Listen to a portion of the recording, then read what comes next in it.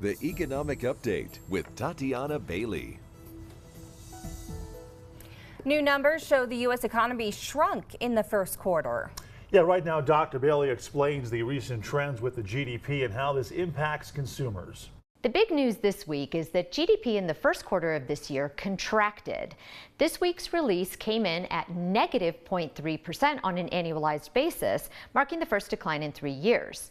This is a large deviation from GDP in the last quarter of 2024, which was a positive 2.4%. The current downturn was primarily driven by a significant surge in imports, which are subtracted in GDP calculations. Businesses accelerated purchased imports ahead of further tariffs, leading to a 41% increase in imports and a record trade deficit. For a quick and simplified economics lesson, GDP is the sum of C, consumption, I, business investment, G, government spending, and X and M, which are exports minus imports. Consumption is about 70% of GDP, and it helped offset a bigger GDP decline as it rose 1.8%, largely due to tariff-related pull-forward car sales. However, in the final 2 quarters of 2024, consumer spending rose about 4% each quarter, telling me consumers are indeed pulling back. Government spending also declined by 1.4%, including defense spending, which fell by 8%. This could have huge impacts locally, especially if it continues. The big question now is whether in Q2 of this year, consumers will pull back more,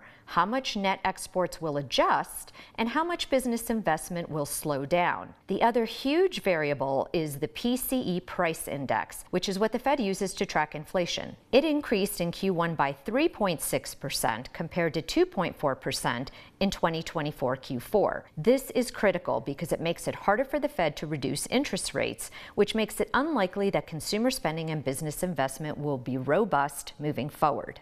For more details on the GDP contraction, how it's impacted other variables, and how it's impacted my forecasts, you can go to our website to see the full dashboard, or you can look for it in Sunday's paper.